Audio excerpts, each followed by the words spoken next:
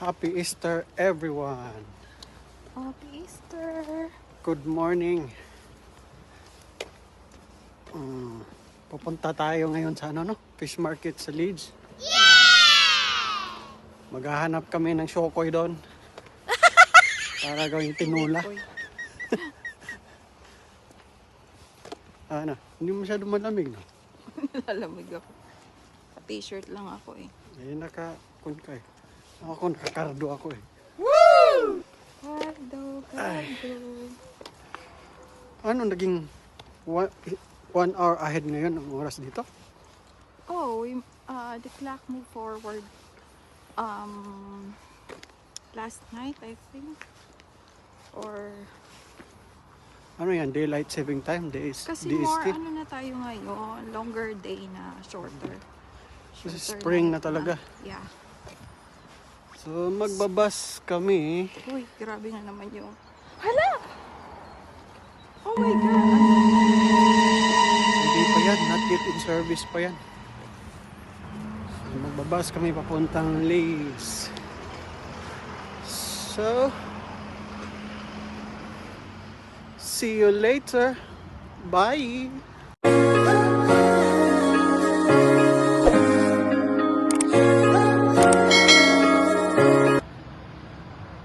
And guys, nandyan lang yan yung bus terminal namin, yung bus garage. So andun yung bahay namin banda. Ito yung highway. At yan yung bus stand. Tapos namamonitor mo dyan yung rating ng bus. On time talaga sila dito. Harrogate and Leeds.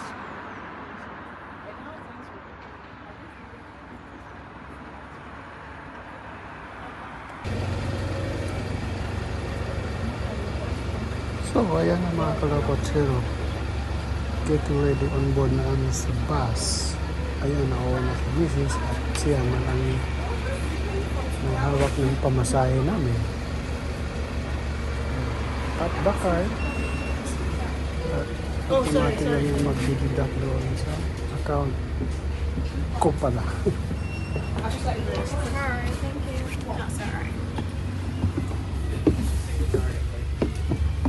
So doon kami sa taas po pwesto kasi double decker kasi itong bus para maganda yung view, kitang kita kami yung paligid ng aming madadaanan.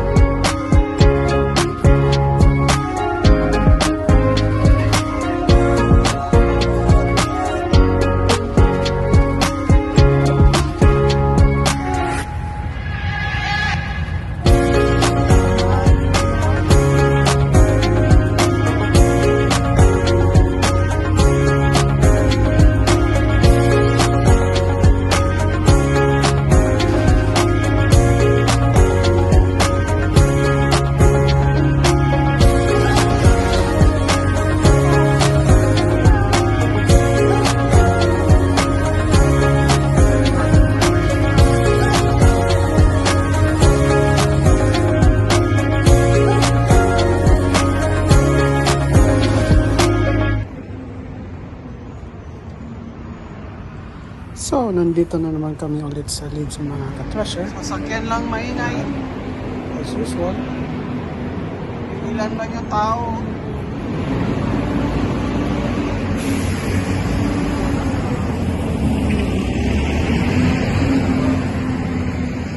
Tayo ba nga?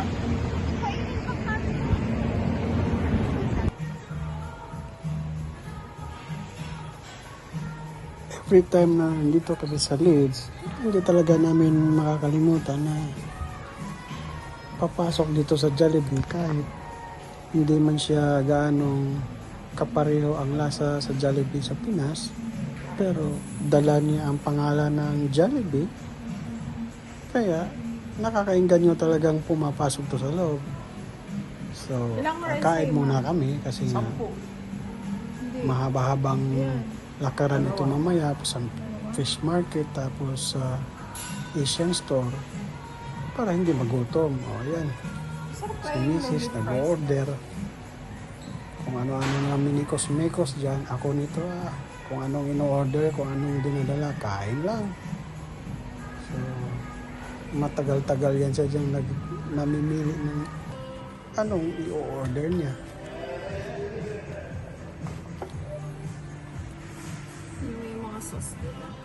Bitin.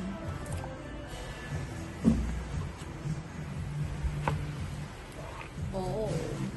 Parang iba kulay. Parang ang pale ng fried chicken. Namutla.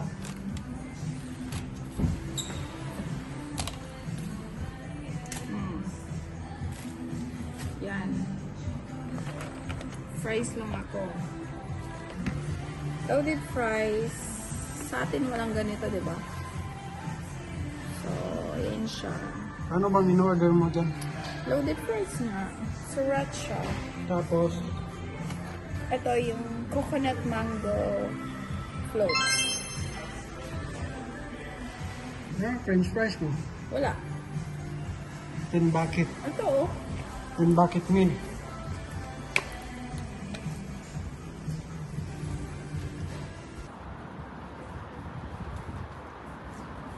After namin kumain mga katraser, so pumunta muna kami dito sa Asian store. Ang pangalan nitong Asian store, Taste of the Orient. Ayan baka... Baboy kaya, yan baka tao yun.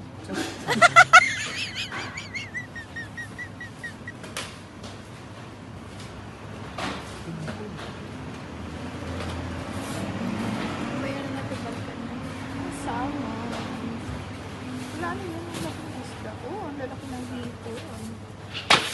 Ayan pala, wait. Kumplito ang mga paninda dito ng mga katraser. Kung gusto mo ng Indian food, Thailand, like Hong Kong, Chinese, Korea, natural, Pinoy. Andito lahat dito sa loob. Anong mga, lalo na yung mga ingredients din nilang hinahanap natin, dyan mo makikita. Meron pa nga silang mga binibenta dyan suman pero naka-frozen. Hindi naman ito kalakihan itong store na ito mga katraser, pero at least hindi naman kayo magsisiksikan ito kung magamit ka ng trolley. So, nakaka-singit-singit ka pa rin kung halimbawa dumadami man pumapasok dito. Tsaka hindi lang mga Asian ang mga pumapasok dito. Madalas marami din ako nakikita dito, mga English dito. Pero syempre, yung mga British na yan na pumapasok dito, nakapangasawa yan ng mga Pilipina o Pilipino.